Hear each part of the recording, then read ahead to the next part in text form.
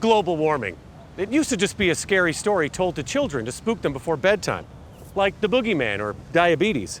But climate scientists agree that the Earth is getting hotter, and we're all going to have to do our part to fight back.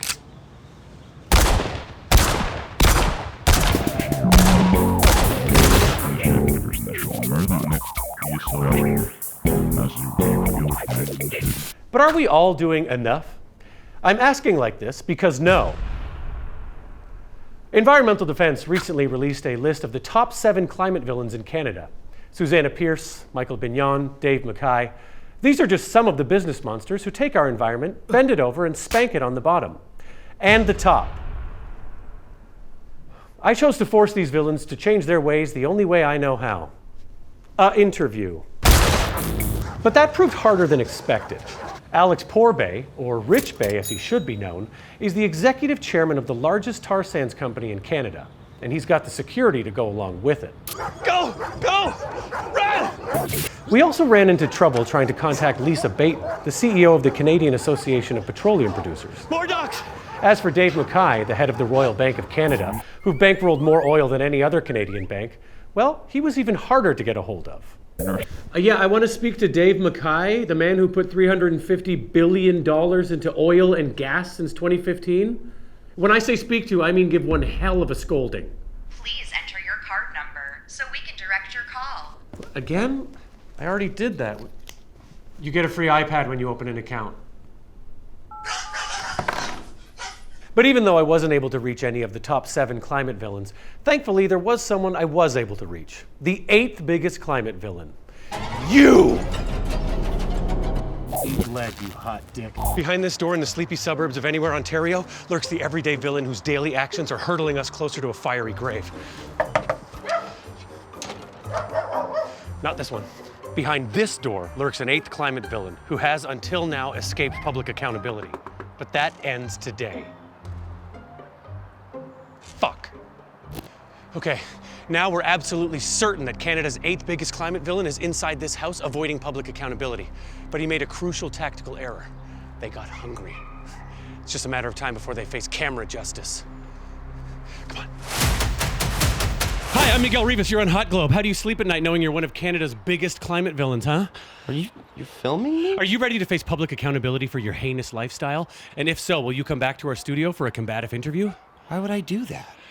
Well, there's a backdrop in the studio that we spent a lot of money on that we really want to use.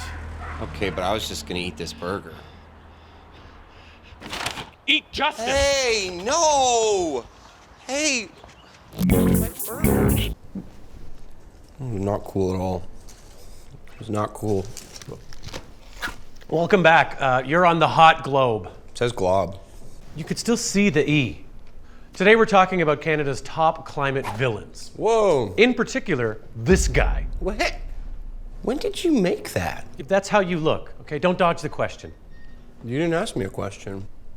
You enjoy eating burgers? How's that for a question? I love eating burgers. Aren't you aware of the massive carbon impact of beef production? Huh? It's a veggie burger.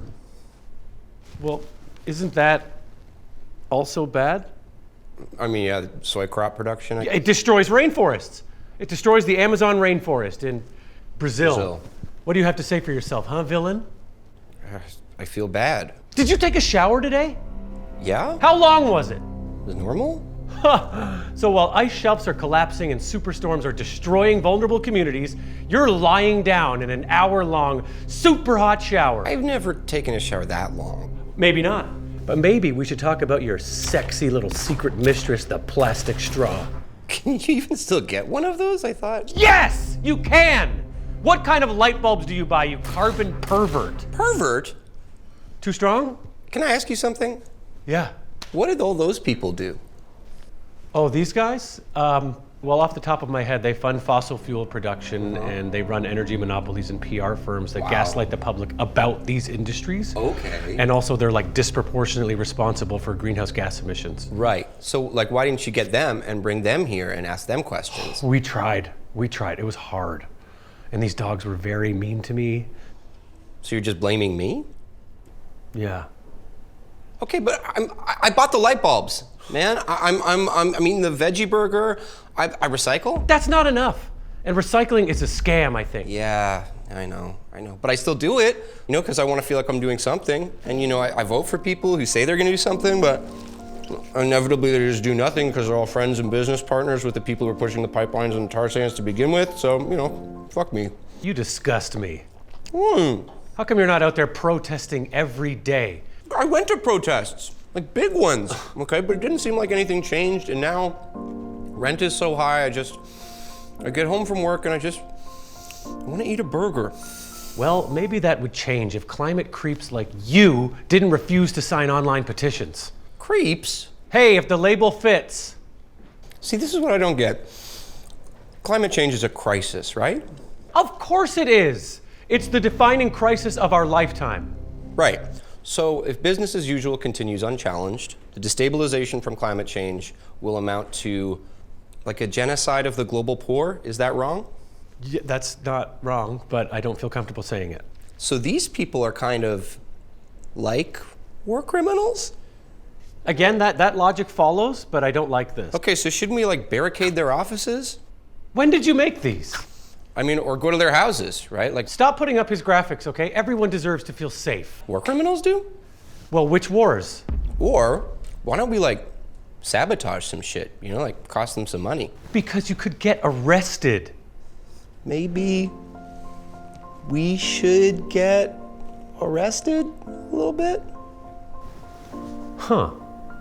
Yeah, if we're in a burning building, do you want to pass around a petition to call the fire department, or do you want to find the arsonist and stop them from pouring more gas on the fire, right? Bear in mind in this example that the arsonist is paying the fire department.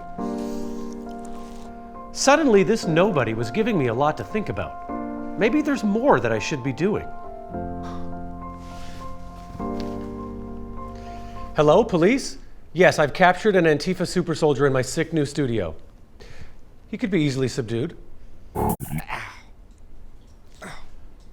Hotglobe would like to distance itself from the opinions expressed by that last guest. We care passionately about climate change, but that got us spicy. I didn't get to finish my burger. Oh, I got you. Action. When it comes to climate change, what action is justified? What actions are effective? Should these actions be direct or indirect? And what are we asking people to sacrifice who are willing to take action? That's the conversation we're committed to having while the world burns. Join us next time on the Hot Globe. It's Hot Globe.